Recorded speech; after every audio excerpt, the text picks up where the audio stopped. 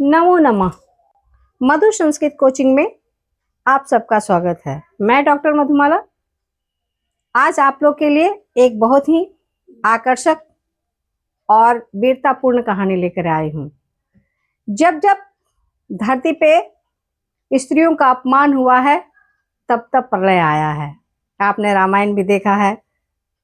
सीता के अपमान की वजह से रामायण का युद्ध हुआ, राम और रावण का युद्ध हुआ।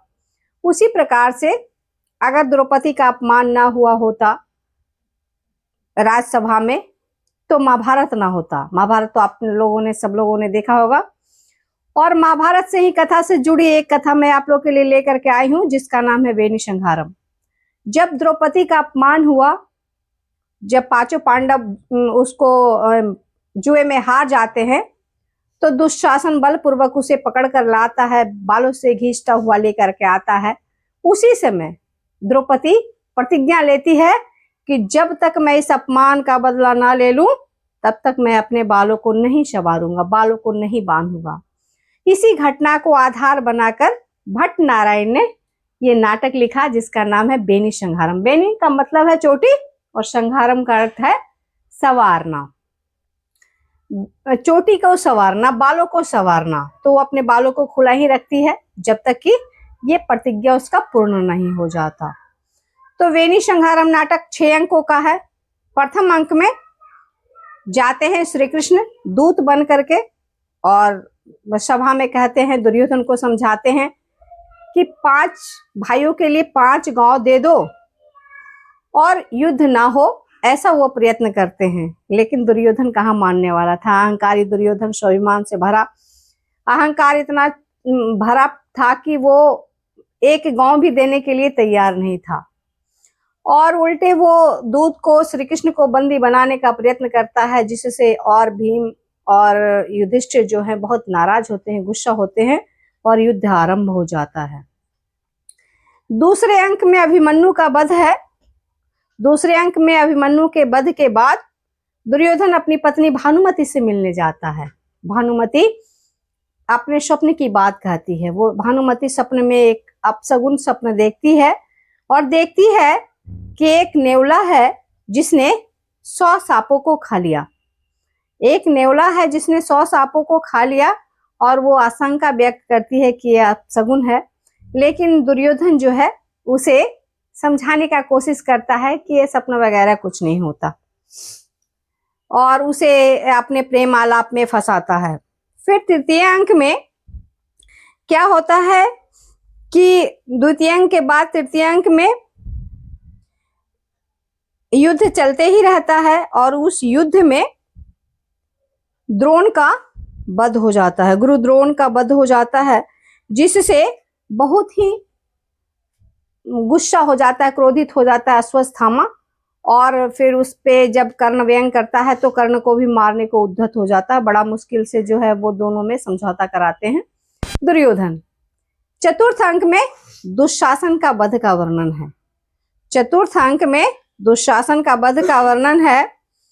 और पंचम अंक में जब देखते हैं धृतराष्ट्र और गांधारी कि इनका सारे जो बहादुर पुत्र हैं उनका मृत्यु हो रहा है और युद्ध में वो हार रहे हैं, तो दुर्योधन को समझाने की कोशिश करते हैं कि तुम संधि कर लो, समझौता कर लो और युद्ध को यहीं पे रोक दो। लेकिन दुर्योधन कहाँ मानने वाला था।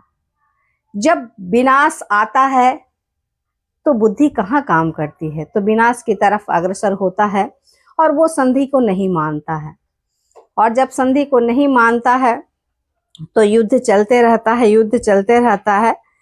और षष्ठ अंक में युधिष्ठिर को जब पता चलता है कि भीम ने यह संकल्प लिया है कि या तो संध्या के समय तक मैं दुर्योधन को मार डालूंगा या फिर मैं स्वयं अपना आत्महत्या कर लूंगा, ऐसा जब वो सुनते हैं तो बड़ा दुखी होते हैं।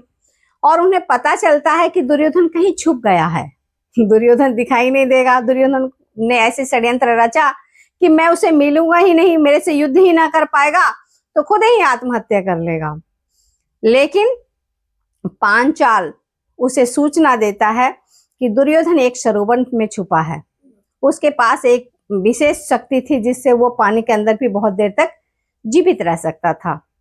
तो दुर्योधन वहां जाता है और गदा युद्ध होता है।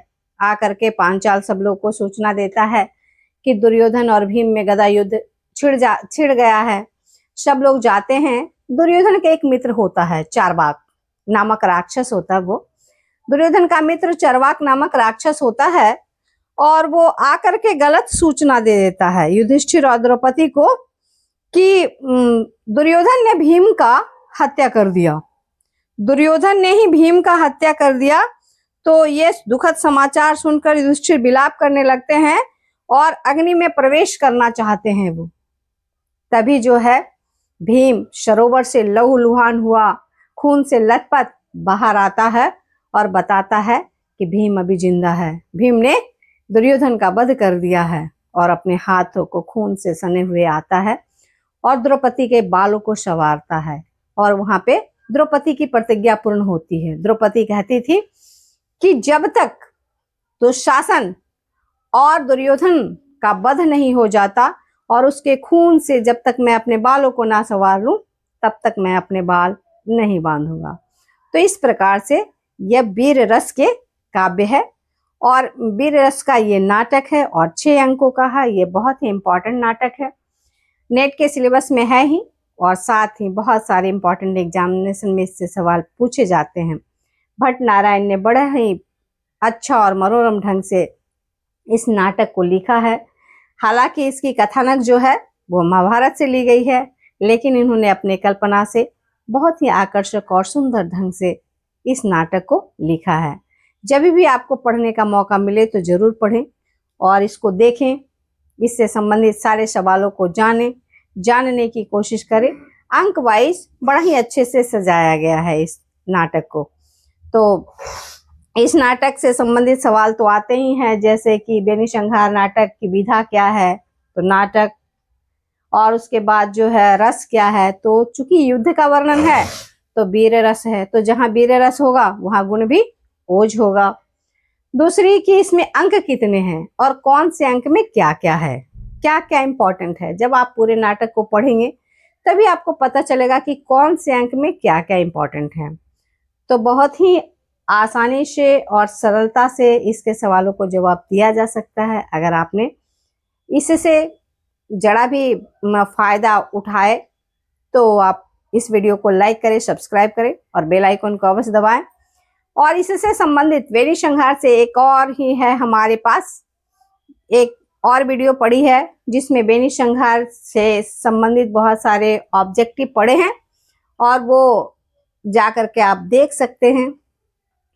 अगर आप वहाँ पे जाके देखेंगे तो आपको बहुत सारे ऑब्जेक्टिव दिखाई देंगे जो एग्जामिनेशन से संबंधित है। आज तो मैं बहुत ही संक्षेप में इसकी कथा लेकर के आई थी। वीडियो में आखिरी तक बने रहने के लिए धन्यवाद।